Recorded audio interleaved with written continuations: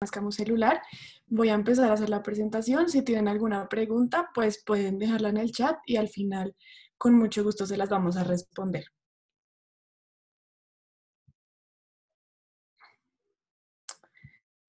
Bueno, esta fue la bibliografía que utilicé, el libro de Fitzpatrick, un artículo de Up to Date, la Guía Colombiana de Dermatología de Cáncer Escamocelular y el libro de Federico Lleras. Aquí están las referencias bibliográficas. En el contenido, entonces, primero que todo, vamos a hablar un poco acerca de las generalidades, después factores de riesgo, después la topografía, las lesiones premalignas, precursoras del cáncer escamocelular, después un poco acerca de la etiopatogenia, las características clínicas y finalmente el diagnóstico. Bueno, entonces para empezar, algunas generalidades. Entonces, el cáncer escamocelular es un cáncer de crecimiento lento. La lesión va a aparecer como una induración o ulceración con irregularidad de la superficie.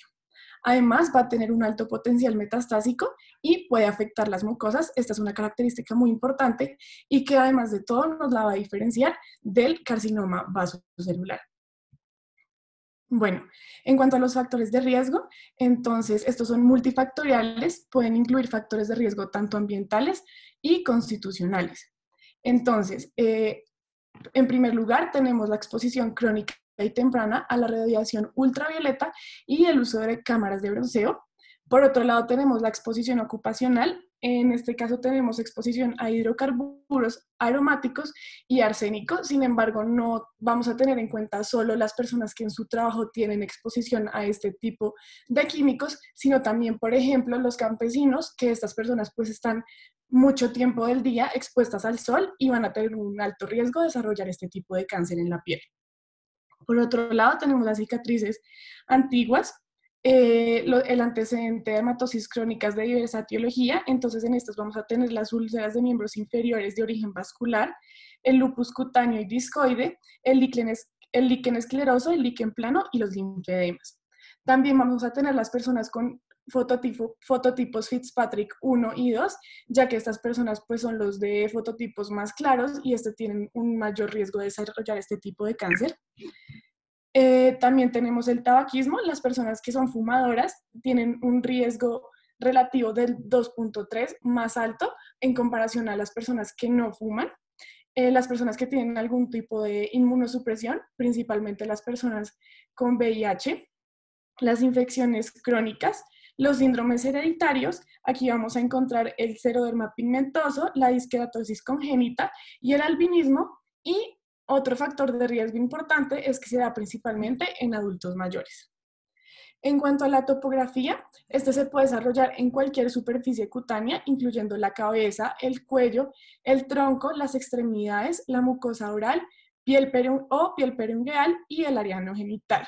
Algo muy importante que quiero que les quede de esto es que, por ejemplo, en las personas de piel clara, como les dije, principalmente los fototipos 1 y 2 de Fitzpatrick, van a desarrollar este tipo de cáncer principalmente en las áreas fotoexpuestas, mientras que las personas con piel oscura las van a desarrollar en áreas no expuestas al sol, principalmente en la región de las piernas, en el área anogenital, o ya sea también por una inflamación crónica. En estas personas se da entre un 20 y 40%. Y también tenemos otra región que es el área anogenital. Esta es menos común y se da principalmente por personas que tengan infección por virus de papiloma humano. Bueno, ahora vamos a hablar un poco acerca de las lesiones premalignas, que son las precursoras de cáncer escamocelular. Entonces, en primer lugar, vamos a tener la queratosis actínica. Esta es una proliferación local de queratinocitos. Las lesiones van a ser placas eucrómicas y eritematosas. Pueden tener presencia de telangiectasias. Son provocadas por exposición solar acumulada. Se van a dar principalmente en personas mayores a 40 años. Y las lesiones que sean hipertróficas son las que generalmente nos van a progresar a cáncer escamocelular. Quiero que lo tengan muy en cuenta porque de todas las lesiones premalignas es la que mayor riesgo tiene de progresar posteriormente a un carcinoma escamocelular. Entonces, esto es lo que quiero que más se les quede de la queratosis actínica. Aquí en las imágenes vamos a tener algunas de las lesiones. Vamos a ver que la mayoría son placas. Pueden tener regiones eritematosas o también cicatrices. Aquí vamos a ver cicatrices mielicéricas. Y en algunas pues también va a haber presencia de telangiectasias. En estas imágenes no se ve muy claro, pero pues ya cuando estamos con la persona vamos a ver que sí las van a tener. La quelitis actínica es la misma queratosis actínica, pero esta es la que se da en las mucosas y se suele desarrollar principalmente en el labio inferior. ¿Por qué? Porque este es el que está más expuesto a la luz solar. Bueno, en cuanto a la papulosis bubenoide, este se va a desarrollar por personas que tengan infección del virus de papiloma humano, principalmente los serotipos 16, 18 y 36. Las lesiones se van a desarrollar como múltiples pápulas pardas, rojizas o violáceas de aproximadamente 2 a 3 milímetros. Estas se pueden presentar en los genitales externos y van a tener una remisión espontánea o pueden evolucionar a enfermedad de Bowen o cáncer escamocelular invasivo. Aquí en las imágenes vemos las pápulas. En la imagen de abajo vemos que son pápulas más principalmente pardas, mientras que en la imagen de la región superior vemos que son más bien rojizas. Bueno, por otro lado tenemos la leucoplasia.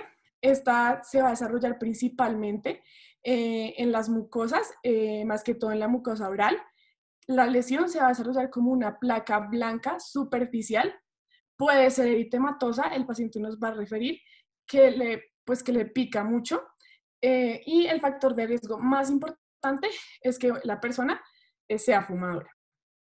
Bueno, por otro lado tenemos la epidermodisplasia verruciforme. Esta se da principalmente por mutación en los genes EBER1 y 2 ligado al X y también está asociada con infección al virus de papiloma humano, principalmente los serotipos 5 y 8.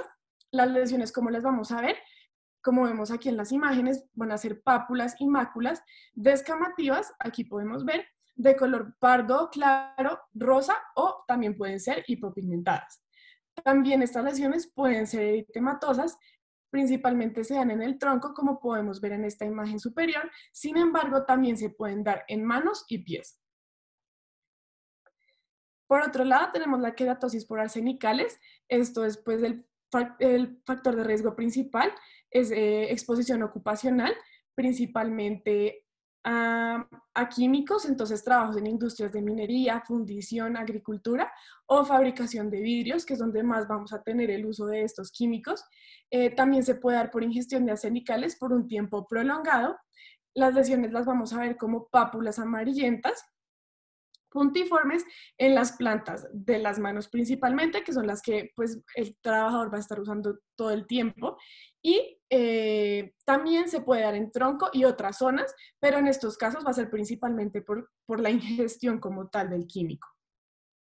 Bueno, en cuanto a la etiopatogenia, les traje esta imagen, pero lo que quiero que se les quede de esto principalmente es que va a haber un daño en el ADN de la célula que va a ser provocado por diferentes factores, que son principalmente los factores de riesgo que ya les expuse al principio, como la radiación solar, la predisposición genética, el daño de la piel por enfermedades inflamatorias crónicas o por cicatrices que llevan un largo tiempo de evolución. También puede llegar a ser de novo o también por carcinogénicos, que son los químicos, o que la persona tenga infección por el virus de papiloma humano. Todos estos factores nos van a influir sobre la célula y finalmente nos van a generar un daño en el ADN, este se va a empezar a replicar y finalmente vamos a desarrollar el carcinoma escamocelular. Bueno, en cuanto a las características clínicas, aquí les voy a hablar principalmente de cada tipo de carcinoma escamocelular. En primer lugar, entonces tenemos la enfermedad de Bowen. Este es el carcinoma escamocelular in situ. Esto es muy importante de este tipo de carcinoma escamocelular. Tiene una baja posibilidad de invasión maligna. Va a tener un porcentaje entre el 4 y el 5%. Este se va a dar principalmente por radiación ultravioleta. química, por arsénico o por infección del virus de papiloma humano. Aparecen zonas tanto de exposición solar como de no exposición, es levemente sintomática y no ha atravesado la membrana basal. Esto es algo que es muy importante que tengan en cuenta. Las lesiones, ¿cómo se van a ver? Entonces van a ser pápulas o placas eucrómicas o eritomatosas escamosas con bordes bien definidos, como vemos en estas imágenes que les puse acá.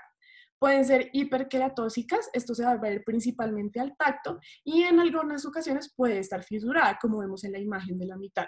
En esta primera imagen vemos que hay presencia de telangiectasias, sin embargo todas van a tener bordes bien definidos, pero va a tener diferentes coloraciones en cada una de sus regiones. Bueno, estos son la eritroplasia de Chirat y la eritroplasia de mucosas. Son la misma enfermedad de Bowen, pero la que se desarrolla en mucosas. Entonces la eritroplasia de Chirat va a ser principalmente en el área anogenital, va a estar asociada al virus de VPH 8 y 16. Y la eritroplasia de mucosas está asociada principalmente al tabaquismo y al alcohol. Vamos a ver estas imágenes.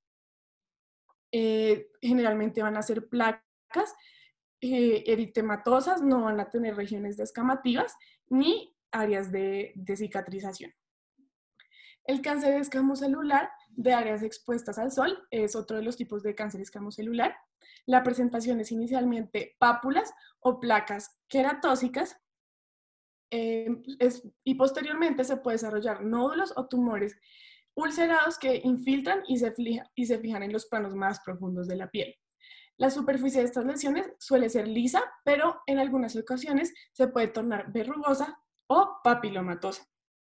Algo muy importante es que su crecimiento es continuo y produce un aumento en la extensión y profundidad. Entonces, cuando se produce un aumento tanto en su extensión como en su profundidad, va a tener una invasión progresiva en los tejidos duros y blandos y se va a fijar en las estructuras subyacentes. Por esto es muy importante que hagamos un diagnóstico pronto para poder hacer un tratamiento y evitar que llegue a zonas más profundas de la piel. Aquí pues podemos ver en las imágenes, también estas van a tener telangiectasias, en algunas ocasiones pues pueden ser planas, pero en otras también pueden formarse un nódulo, puede tener regiones ulceradas y costras, como podemos aquí ver mielicéricas también. Bueno, el cáncer escamocelular de nuevo aparece en áreas cubiertas y por definición pues en la piel sana porque no tuvo ningún factor que lo predisponera para que se generara la lesión. Se presenta como un nódulo o un tumor de crecimiento que es usualmente muy rápido. Generalmente se presentan los fototipos 1 y 2 de Fitzpatrick, tiene mayor riesgo de metástasis y es de comportamiento biológico muy agresivo. En este vamos a ver que la lesión es muy grande, va a tener áreas de ulceraciones, va a tener costras, sin embargo los bordes son bien definidos, puede tener áreas eritematosas y telangiectasias. Pues como les dije, no tiene un factor desencadenante claro y su comportamiento biológico es más agresivo que el carcinoma de áreas expuestas al sol.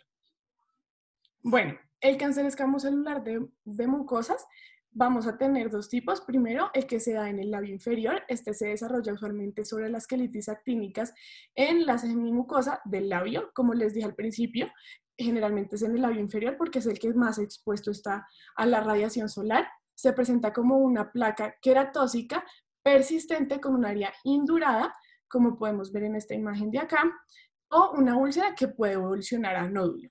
¿Esto qué quiere decir? Que, por ejemplo, en esta segunda imagen tenemos una úlcera, pero pues con el paso del tiempo, esta posteriormente puede evolucionar a nódulo, se puede presentar de cualquiera de las dos formas.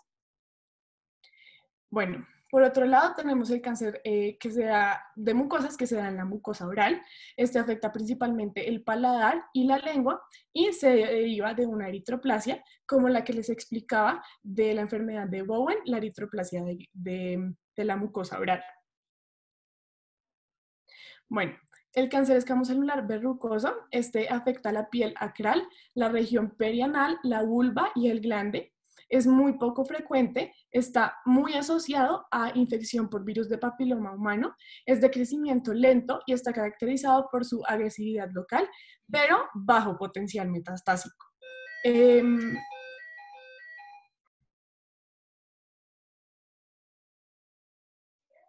Tiene 4 subtipos, entonces está la papilomatosis florida oral, el tumor de Buschke-Lowenstein o condiloma gigante anogenital, el epitelioma cuniculatum, que se da en la región plantar, y el que está localizado en otras áreas del cuerpo, principalmente en la uña. Esta es una variante poco frecuente del cáncer escamocelular invasivo, se caracteriza por su agresividad local, pero bajo potencial de metástasis, como ya les había mencionado. Aquí pues tengo imágenes de cada uno de los tipos, entonces el primero es la papilomatosis florida oral. Como vemos acá, pues son pápulas en la región inferior, también puede ser una placa blanquecina. Está el tumor de Buschke-Lowenstein, que se da principalmente en el área anogenital, con múltiples nódulos y pápulas, pueden ser eucrómicas o hipercrómicas. El epitelioma cuniculatum, que se da en la región plantar, generalmente va a ser una úlcera con áreas fisuradas. Y el cuarto tipo, que es el que se da en el área periungueal, que se da, como les dije, principalmente, pues es de otras regiones del cuerpo, pero pues aquí les estoy dando el ejemplo de el que se da en las uñas. Podemos tener placas y también en algunos casos nódulos, pero principalmente van a ser placas. Pueden ser eritomatosas, van a tener presencia también de costras.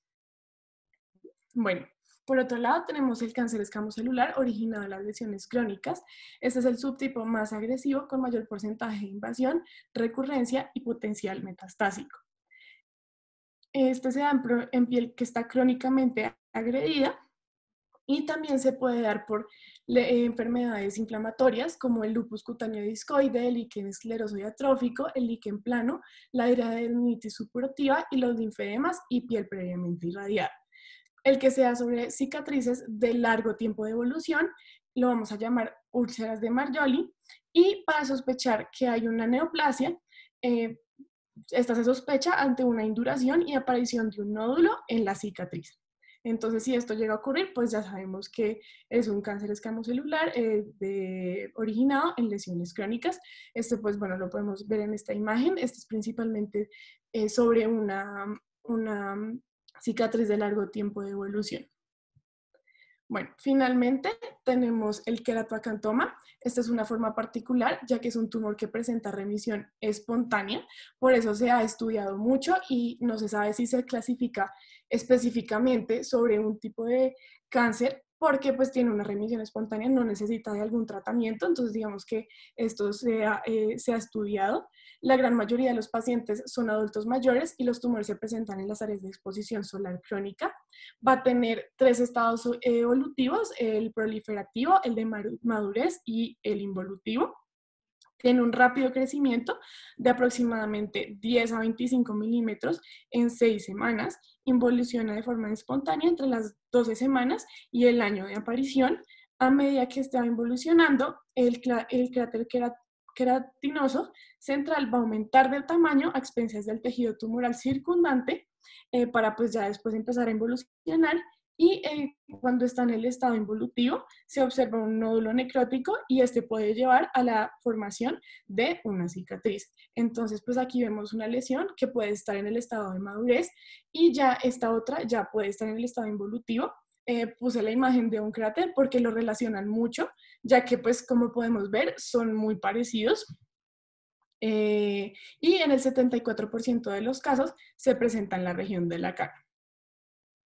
Bueno, en cuanto al diagnóstico, entonces este es principalmente clínico, muy importante pues observar bien las lesiones, saber diferenciarlo. Pues yo sé que es un poco complicado, pero pues saber las características de cada uno, si la lesión se presentó de nuevo, saber los antecedentes del paciente, saber si tiene exposición a los diferentes químicos, si ha usado cámaras de bronceo o si ha tenido una por largo tiempo exposición a la radiación ultravioleta, para así saber diferenciarlos, pero pues ante la sospecha de cualquier tipo de cáncer escamocelular es muy importante que lo remitamos al dermatólogo pues para ampliar los estudios y ya se hace mediante una biopsia. Entonces les voy a hablar un poco acerca de la biopsia. En esta se van a analizar diferentes variables. Entonces, en primer lugar, tenemos diferentes subtipos que se van a analizar pues ya en la histología y cuando se hace la tinción está el acantolítico, el fusiforme, el verrugoso, el termoplásico. Otra de las variables que vamos a analizar es el grado de diferenciación. Tenemos el grado 1 a 4, ya ahorita pues les voy a definir cada uno. Tenemos también, se analiza la extensión de la invasión dérmica, esto se hace con los niveles de Clark. Por otro lado, vamos a analizar la profundidad del tumor en milímetros, que se hace con el índice de Breslow, y la presencia o ausencia de invasión vascular o linfática. Entonces, los grados de diferenciación, como les mencioné anteriormente, vamos a tener 4. El grado 1 es el bien diferenciado, el grado 2 es moderadamente diferenciado, el grado 3 es poco diferenciado, el 4 es indiferenciado y el grado X es que no se puede evaluar alguna clasificación. Esto lo vamos a ver con la histología. En cuanto a los niveles de Clark, entonces vamos a analizar aquí la profundidad a la que ha llegado el tumor que se está analizando. Entonces tenemos el nivel 1, en donde vamos a encontrar un confinamiento de las células neoplásicas a nivel de la epidermis. Este es generalmente el melanoma in situ. En este caso, pues, por ejemplo, la enfermedad de Bowen, que fue el que les dije que es el carcinoma escamocelular in situ, el nivel 2, que ya vamos a tener una invasión de la dermis superficial, es decir, de la dermis papilar.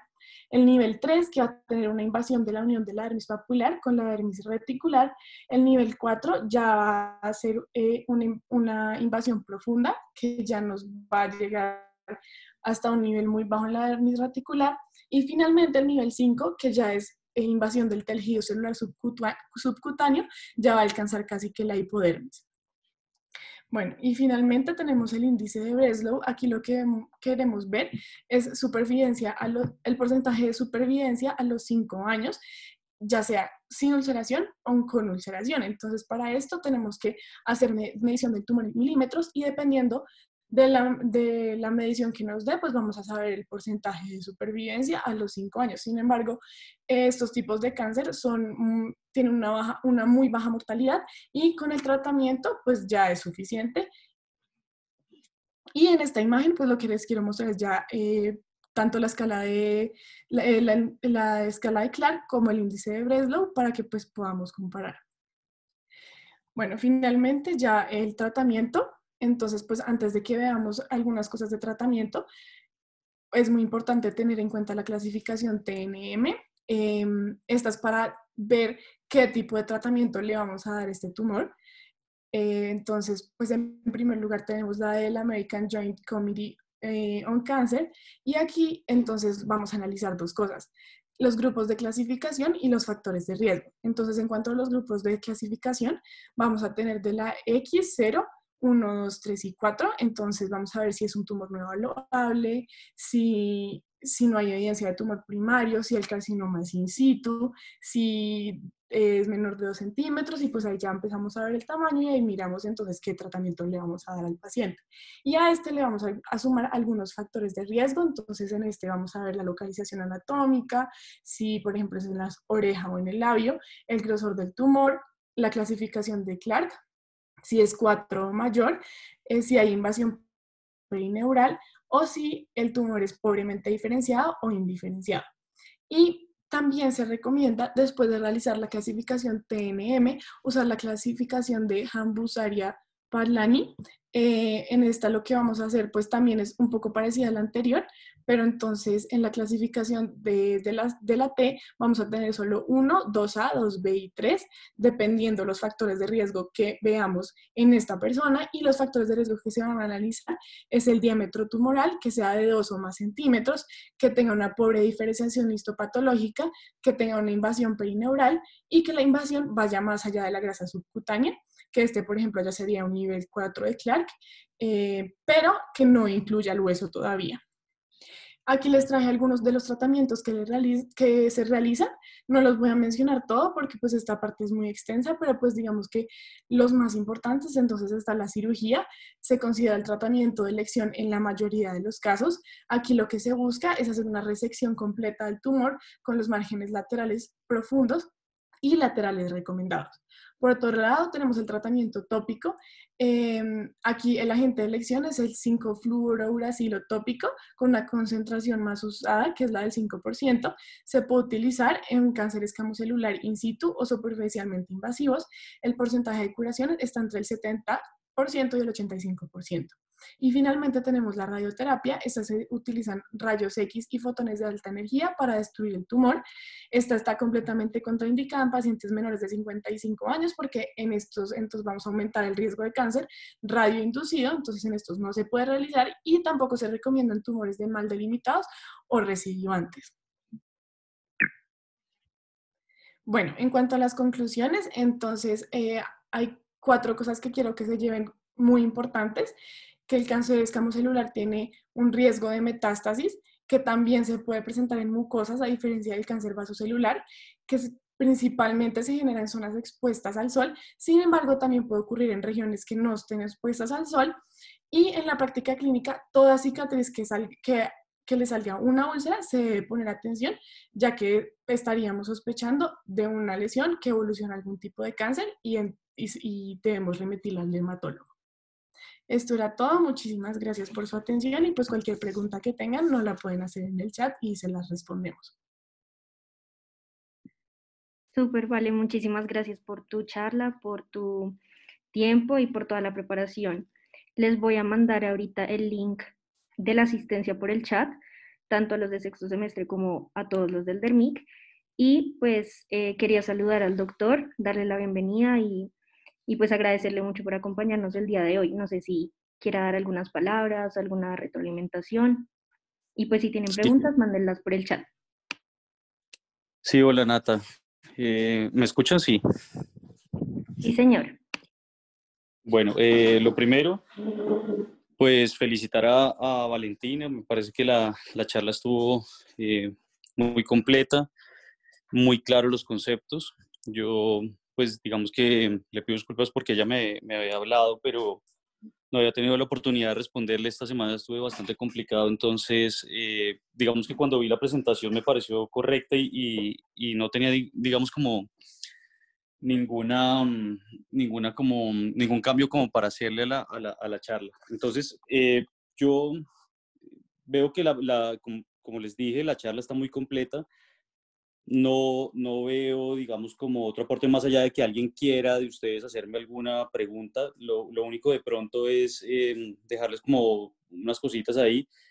Es 2 o 3 cosas que pues me parece como complementar. Lo primero es que las queratosis actínicas, como ustedes vieron, pues son lesiones que muchas veces tienen esas características clínicas donde las vemos como que son lesiones escamosas, rugosas, con una base eritematosa, pero muchas veces las lesiones puede que no tengan esas características, sino que simplemente cuando hagamos un tacto, la sintamos, pero no veamos una característica clínica, ¿sí? O sea, las lesiones de la piel incluso puede verse eutrómica, pero cuando pasa la mano usted va a sentir que esa piel está rugosa y de pronto el paciente sí puede sentir alguna sensación pruriginosa o de ardor muy leve, pero es importante siempre palpar al paciente, más cuando pues obviamente tenemos como características como las que se describieron, pacientes que tengan factores de riesgo o pacientes de fototipos de piel muy bajos, que han estado expuestos al sol, ya sea por su trabajo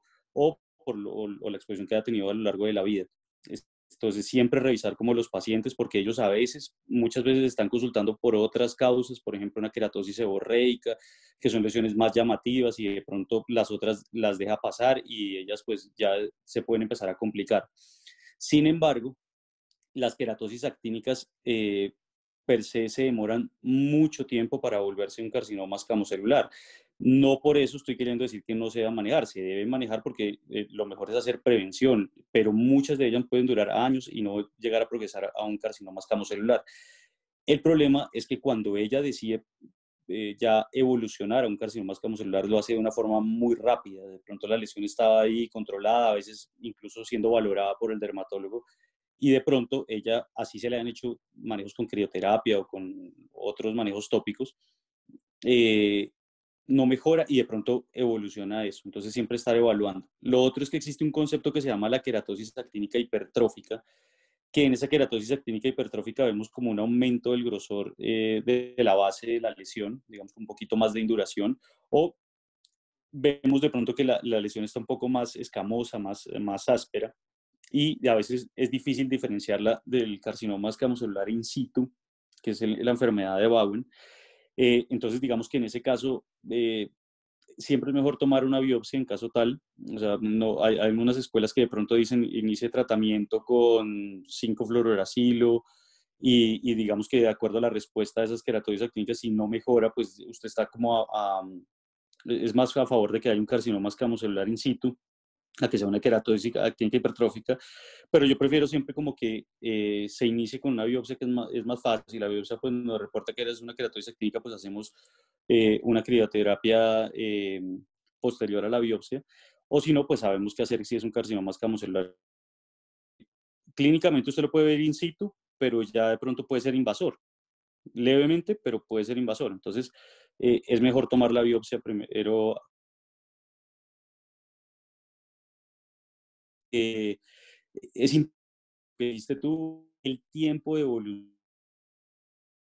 Es que es una lesión que se desarrolla muy rápidamente, es una lesión que el paciente no tenía en este momento nada y en 20 días o a 2 meses empieza a generar un crecimiento muy rápido de esa lesión, bien delimitada, crateriforme como un volcán. La biopsia es mandatoria porque uno, así tenga esa característica clínica, no puede descartarlo de un carcinoma escamocelular. Esto se desarrolla incluso en pacientes que no han tenido, digamos, como factores de riesgo o usted no ve un fotodaño importante. Eso también le habla, pero también el carcinoma escamocelular podría salir. La persona podría tener una infección de VPH ahí sin ninguna lesión previa y generar un carcinoma escamocelular. Entonces, es importante tomar la biopsia y además que la biopsia en la mayoría de los casos, bueno, como tú dices, la mayoría de los casos de lesión a veces involuciona, ¿sí? Entonces el paciente de pronto si tiene un acceso difícil al servicio de salud, pues como que le aparece la lesión y cuando yo va a consultar pues se le quitó. Pero cuando tú tienes la oportunidad de tomar la biopsia por el estado inflamatorio hace que se genere una reacción inmune frente a la lesión y generalmente la misma biopsia a veces termina siendo terapéutica y hace que la lesión empiece como con una involución. De pronto cuando el paciente ya le vuelve a la consulta con el resultado de la patología, de pronto ya la lesión se ha ido completamente, o si no, pues ya tendríamos que programarlo para quitarlo quirúrgicamente. Y lo otro es que en cuanto al tratamiento, hay unas dos opciones que son la criocirugía y el doble electrocuretaje, que son muy válidas para el carcinoma escamocelular in situ y son las que tienen mayor evidencia para este tipo de cánceres. Entonces, ¿en qué se basa? Simplemente es como la misma crioterapia, que es una quemadura con nitrógeno líquido, solo que se hacen 2 ciclos de 30 segundos a 1 minuto, dependiendo del grosor, la extensidad de la lesión. Y el doble electrocuretaje es que se pasa primero, se hace como una fulguración inicial con una cureta de gran tamaño y después se hace un retoque sobre la base de esa quemadura con una cureta de menor tamaño. Esos, digamos, son como los que tienen mayor evidencia frente a esas lesiones y ya después intentamos manejos tópicos, como les dije, como el 5-fluorouracilo, el imiquimod, aunque digamos que los resultados son muy variables. Hay estudios que favorecen eso, como no, en cuanto al carcinoma escamocelular in situ. ¿Dónde sirve mucho de pronto la aplicación o ese doble electrocuretaje? por ejemplo, en áreas como el glande. El área como el glande pues es un área anatómica bastante difícil, muy sensible, el área vulvar. Entonces, digamos que de pronto en esos casos, cuando vemos lesiones muy iniciales, obviamente con el resultado de una biopsia, podemos ensayar el manejo tópico. Y si ya no responde, para mí la segunda opción, que es menos inflamatoria, sería un doble electrocuretaje, haciendo seguimiento del paciente y obviamente individualizando el caso. Y en la parte quirúrgica, entender que pues es el gol estándar en ya en carcinoma escamocelular ya invasivo, no importa el nivel CLAR que tenga, y lo mínimo que se recomienda de margen, digamos que cuando hay un carcinoma escamocelular de bajo riesgo por su tamaño, por su diferenciación histológica, por el grado de Breslow, de CLAR que tenga de invasión, todo eso, lo mínimo es de 6 milímetros, pero en general la regla es que vayamos entre 8 milímetros a 1 centímetro.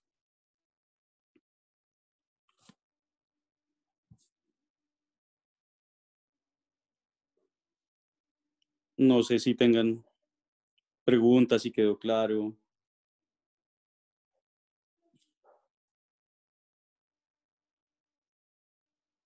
Bueno, pues parece que no hay preguntas. Entonces, pues damos por terminada la charla. A Vale y al doctor, muchas gracias otra vez por todo. Creo que fue una sesión muy provechosa y pues espero que hayan terminado de llenar su asistencia antes de salir de la sesión. Muchas gracias y que tengan buen fin de semana. Muchas gracias, Nati, y gracias al doctor también. No se preocupe, pues que yo me imaginé que sí estaba muy ocupado y por eso no me ha podido responder.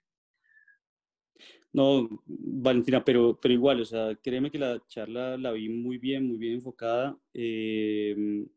Lo que debe ser y además como, o sea, aparte de concreto, tenía, digamos, como toda la investigación de lo que se debe hablar sobre eso y lo que ustedes deben saber. Entonces, créeme que si hubiera visto que se necesitaría algún cambio, por más de que no hubiera podido, pues hubiera sacado un tiempo y te hubiera dicho. Pero digamos que al ver que estaba bien, se me pasó, ¿vale? Vale, doctor, muchísimas gracias, igual. Muchas gracias. Bueno, con gusto. Gracias a ustedes.